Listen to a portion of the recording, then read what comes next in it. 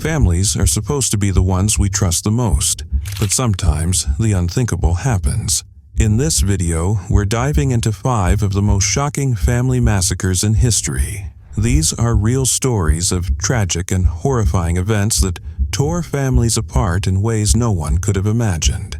Each case reveals a nightmare that seemed impossible, yet was all too real.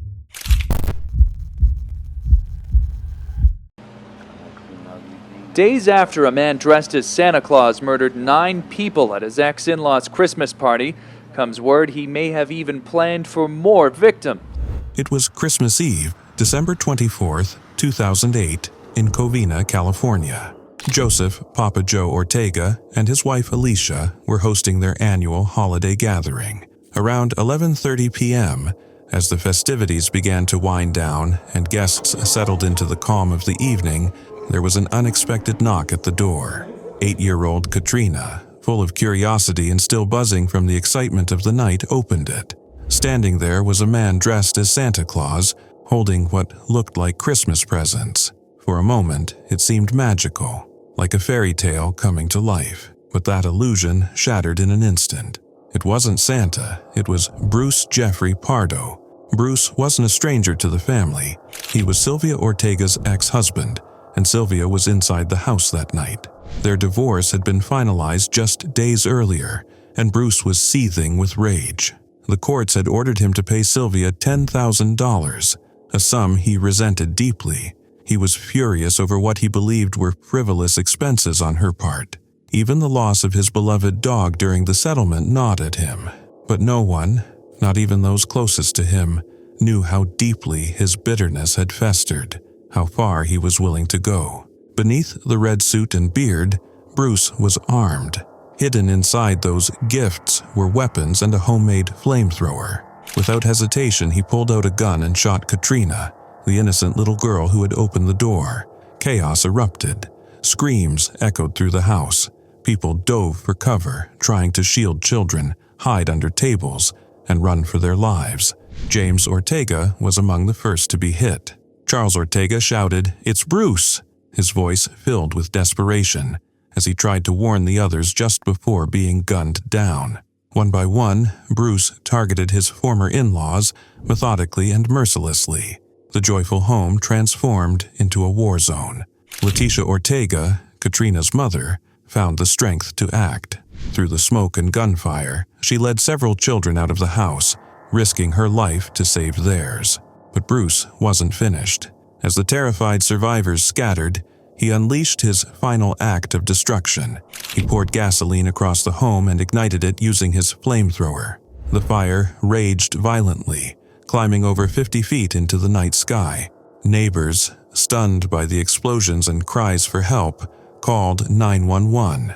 By the time firefighters were able to bring the blaze under control, an hour and a half later, the home was gone. 9 family members were dead. Some were burned so badly that only dental records could confirm their identities. Among the victims were Papa Joe and Alicia, their sons James and Charles, daughter-in-law Teresa, granddaughter Sylvia, grandson Michael, and Charles's wife Sherry. Many had died in the very room where just moments earlier they had been laughing, eating, and exchanging gifts. Only 3 people survived the massacre. Katrina, though shot, clung to life. A 16-year-old girl had been struck while fleeing, and a 20-year-old woman managed to escape by jumping from a second-story window, breaking her ankle on impact. Their survival was miraculous, but it came at an unimaginable cost. Bruce fled the scene, driving nearly 40 miles to his brother's house. His plan to vanish unraveled quickly. His Santa suit had melted into his skin from the flames, leaving him with excruciating burns. Sometime in the early hours of Christmas morning, he ended his life with a single gunshot. Outside, police discovered his car packed with explosives, rigged to detonate. Inside the vehicle, they found cash taped to his legs and an airline ticket to Illinois, proof that he had planned to disappear. But fate had other plans. Press and the public. Excuse me a minute. But their anguish was an act. It was the early hours of May 11th, 2012, on Victory Road in Derby, England. A fire had erupted inside the Philpot family's modest home. Inside, 6 children, Jade, John, Jack, Jesse, Jaden, and Duane, were trapped. To the world, Michael Philpot looked like a father in agony. He stood outside, seemingly broken, as the fire brigade recovered the lifeless bodies of his children. Cameras caught his face, twisted with what appeared to be grief, but beneath that performance was something colder, something calculated. At first, the fire seemed like a tragic accident, an unthinkable loss, but as investigators began to dig deeper, the story began to unravel, and what they uncovered was horrifying. Michael, then 56, was no stranger to attention. He had made headlines before, not for heroism, but for the bizarre life he led. He shared his home not just with his wife, Mered, but also with his former lover, Lisa Willis. It was a chaotic, tangled arrangement. He had fathered 10 children between the 2 women, and their cramped council house had become notorious throughout Derby. The public had already taken notice of Michael. He had appeared on television programs, including The Jeremy Kyle Show, flaunting his unconventional lifestyle and unapologetic reliance on government benefits. His arrogance was on full display. The media branded the household as shameless, but Michael seemed to revel in the controversy, soaking up the attention like fuel to his ego. Then, everything changed. Lisa Willis left him. In February of that year, she took her children and vanished from the household under the guise of a routine outing, and never came back. For Michael, it wasn't just rejection, it was betrayal. He saw her departure as a loss of control, and Michael Philpot did not let go of control easily. He began obsessively trying to bring her back, texting, calling, pleading, manipulating. But when none of it worked, his mind twisted into something even darker. Authorities later alleged that Michael devised a plan to set fire to his own home, not to hurt his children, but to save them. At least, that's what he intended. He wanted to be seen as a heroic father who had rescued his children from a fire, framing Lisa as a jealous ex who had tried to destroy him. In his mind, that performance would win public sympathy and maybe even custody of Lisa's children. But his plan was as reckless as it was evil. On the night of the fire, Michael, Mered, and a family friend named Paul Mosley poured gasoline inside the house. They lit the match. They staged the emergency. Mered called 999, her voice frantic, but it wasn't real panic. It was rehearsed, a setup, except something went horribly wrong. The fire spread too fast. The smoke suffocated the rooms. The children, who should have been saved in a dramatic rescue, were instead burned alive in their beds. Outside, neighbors risked everything to try and help. Some broke windows, others ran into the choking black smoke. Firefighters arrived, only to find silence inside. No cries, no footsteps, just 6 lifeless bodies. In the days that followed, something about Michael didn't sit right. His grief seemed shallow, almost performative. When he held a press conference with Mered by his side, his demeanor shocked the public. He barely shed a tear. He thanked the community with strange detachment. Something was off. Detectives noticed, too.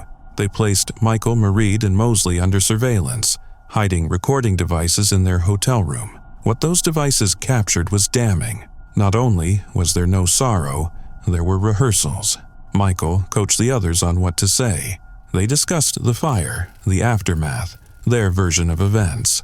It was clear this wasn't grief. This was damage control. Then came Michael's past, a history of violence, control, and emotional abuse. In 1978, he had stabbed an ex-girlfriend multiple times when she left him. Lisa Willis later told the court that he had subjected her to relentless manipulation, threats, and fear. He wasn't a grieving father. He was a man who had treated women and children like pieces on a board, moving them to suit his desires. The trial was long and painful. The courtroom filled with the haunting faces of those who had lost everything. The jury listened to the recordings. They heard the testimony after testimony about Michael's obsessive need for control, his violent temper, his need to be seen as the victim, always. In the end, justice came. but for many, it felt hollow. Michael Philpot was sentenced to life in prison with a minimum of 15 years. Myred and Mosley each received 17 years, with the possibility of release halfway through. That possibility became reality when Myred walked free after serving just over half her sentence. First, at 4, authorities have released new details about the horrific Manoa murders, including a possible motive. We want to warn you, a lot of what you're about to hear is disturbing. It was March 10, 2024, in Manoa. The Oda family lived there. Paris Oda, 46, was a respected chiropractor. His wife, Naoko, a gentle and thoughtful woman, was always kind to neighbors. Their children, 17-year-old Sakurako, 12-year-old Orion, and 10-year-old Nana, were bright and full of promise. To the outside world, they were the perfect family. Quiet, polite, engaged in school and community events. Nothing ever seemed out of place, but inside that home, a storm had been brewing for years. Paris had been crumbling under a weight that no one saw. He was drowning in debt, tax bills he couldn't pay, legal threats, quiet notices. His chiropractic practice, once successful, had been slowly bleeding money. He owed back rent on his office, and every attempt to climb out of the hole had only pulled him in deeper. He sold his car. Household items disappeared. He even drove for Uber in secret to bring in a few extra dollars. Still, the walls kept closing in. That morning, just after 8:30 a.m., neighbors reported hearing shouting inside the Oda home. Then came a second call, this time from the woman renting the downstairs unit. Her voice shook as she spoke to dispatch. She'd heard cries, struggles. Something was terribly wrong. She locked herself in her room, trembling. Then she noticed something that turned her blood cold. Blood seeping under her door. When police returned, the house was eerily silent. The front door was locked. They circled to the back and entered, only to be met with a scene so devastating. Officers would later describe it as one of the worst in recent memory. Paris was found first, lying in the hallway, lifeless. His injuries were clear and brutal. As they moved through the home, they found Naoko, then Sakurako, Orion, little Nana, all gone. Each showed signs of struggle, as if they had fought, begged, or tried to run. It was too much to process. How could this have happened? The news swept through Honolulu like a black wave. A family was gone. The Odas weren't strangers. People had seen them at the park, in the grocery store, at school events. A neighbor named Wakai stood at the edge of the police tape, eyes red, voice cracking. "This is a quiet place. Things like this don't happen here." But they had. Investigators began piecing the story together. Paris's background revealed a trail of financial ruin. From 2017 to 2021, he'd been sued for unpaid rent. Despite receiving a pandemic relief loan, he never recovered. The debt kept mounting. By January, he was selling property. By February, he finally admitted to Naoko how deep the tax problems really were. The IRS, the courts, the unpaid debts, it was all crashing down. They discussed fleeing to Japan, maybe starting over. But Paris didn't believe escape was possible. In one heartbreaking message, he said he felt trapped and doubted anyone could care for his family the way he could. Those messages became cries in hindsight, clues of a mind spiraling into a dark place. In his final weeks, Paris had even asked someone about how to obtain a firearm. He never followed through, but the thought was there, the intent, the fear, the need for an exit, the belief that no help could fix this. And then March 10th arrived.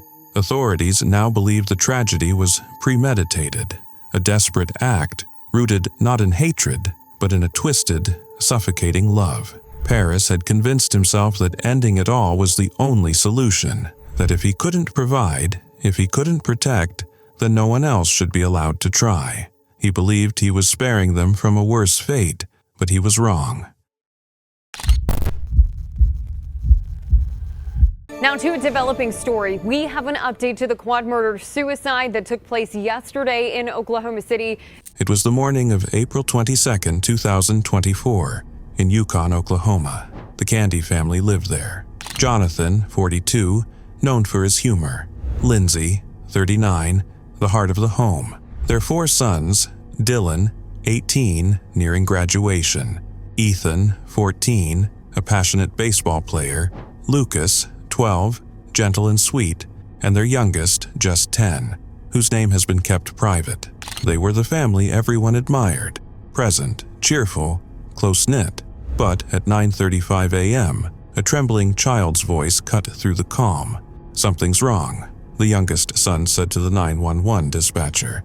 Police arrived to find the home undisturbed on the outside, but inside, the scene was horrifying. Jonathan, Lindsay, Dylan, Ethan, and Lucas, all gone. A firearm lay near Jonathan's body. Authorities believed he had killed his wife and 3 older sons before turning the gun on himself. But the youngest survived. Why? Investigators could only guess. Perhaps it was the closed bedroom door, or the fan muffling sound. Maybe he simply slept through it. Or maybe Jonathan made a choice, a decision no one can explain. The boy remembered hearing the fire alarm during the night but went back to sleep, unaware that his world was shattering just feet away. By morning, the silence in the house told him something was wrong. What he discovered was a nightmare no child should ever face. The community was stunned. There were no warning signs, no police calls, no history of violence. The Candys seemed loving and stable. Lindsay's family was heartbroken, choosing to remember her and the boys while separating themselves from Jonathan's final act. Tributes poured in. Dylan, the bright senior with big dreams. Ethan, whose teammates wore black armbands in his honor. Lucas, remembered for his kindness. Social media was filled with grief and disbelief. The surviving boy was taken in by relatives. His aunt said he was safe and loved, but acknowledged the emotional wounds were deep.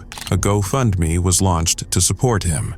Therapy, education, healing. Still, the question lingered. Why did Jonathan do it?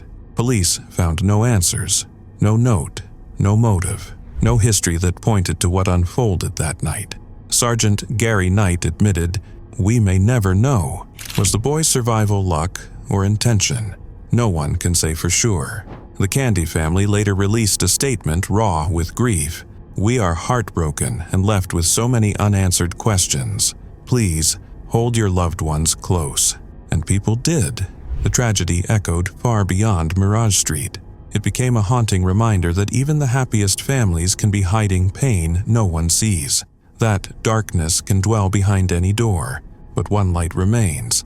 A 10-year-old boy, alone but alive, scarred but not forgotten, a quiet survivor of a family that once was whole, and his story is still being written. Years, Jason and Melissa Dunham and their kids, 15-year-old Renee, 12-year-old Amber, and 9-year-old Evan, are gone. It was August in Uniontown, Ohio. The Dunhams were a family like any other, or so it seemed. Jason, 46, worked in sales and business development. Melissa, 42, was a respected accountant at Bober Markey Fedorovich, BMF for short, recently promoted to partner. Their children, Renee, 15, Amber, 12, and Evan, just 9, were bright, involved, and beloved in their schools. Melissa, a woman known for her reliability and dedication, didn't show up to work one morning. Not for one day, not for 2. It was unlike her, unthinkable. Colleagues at BMF immediately felt something was wrong. This wasn't just someone missing a few meetings. This was a woman who had built her life on commitment. Around the same time, all 3 Dunham children stopped showing up at school. Teachers noticed. Classmates whispered. Renee, a key member of the school band, missed a major rehearsal. The absence was deafening. It was Melissa's co-worker in the school district who made the call. That evening, Uniontown police arrived at the Dunham residence on Carnation Avenue. The house looked perfectly still, undisturbed. Cars parked as usual in the driveway. Mail quietly piling up on the porch. A front yard untouched. A life paused mid-sentence. Officers knocked. No answer. They knocked again. Something was wrong. With the help of a concerned neighbor, officers entered the home. What they found inside stopped them cold. Each family member lay in their bedroom, still, lifeless. All had suffered gunshot wounds. Jason was found with what appeared to be a self-inflicted wound, the weapon nearby. In one horrifying moment, the image of a loving family had been torn apart. Police suspected he had turned the gun on his wife and children, then himself. But why? There were no cries for help before that night. No police calls, no accusations, no public arguments. The Dunhams had always seemed normal, good neighbors. Melissa was thriving at work and deeply active in her daughters' lives through Girl Scouts. Renee, talented and kind, was a shining light in her school's band. Amber, full of curiosity, followed close behind. And Evan, just 9. He loved playing outside, riding bikes, chasing fireflies in the summer dusk, and now they were gone. Union Town Police Chief Michael Batchick, after 23 years in law enforcement, called it the most disturbing scene he had ever witnessed. This was not just another case. This was a rupture, a wound torn open in the middle of a town that never expected to bleed like this. The investigation quickly shifted focus. Was this the result of a domestic conflict, a mental health crisis? But no answers came. Jason? Some friends admitted quietly that he could be controlling, but no one had imagined this. No one. Their neighbors, Edmund and Denise Gazdak, were devastated. For nearly 20 years, they had watched the Dunham children grow. Their grandchildren had played baseball with them in the yard. Laughter and summer breeze used to echo between the houses. Edmund recalled one particular summer night, a pickup game in the backyard, kids shouting, parents chatting, a perfect moment. Now, that memory felt like a haunting. The loss rippled out like a shockwave. The local school district acted fast, providing counselors and grief support. Superintendent Kevin Tobin spoke of the deep emotional toll, especially for Renee's bandmates. Just 2 years ago, the school had lost another student musician, and now this, a second blow. The halls that once carried music now carried sorrow. In the days that followed, the community gathered for a vigil at Hartville Memorial Park. People came with questions but left with none answered. How could a tragedy so enormous come from a family so ordinary? Could anything have stopped it? Was there something they all missed?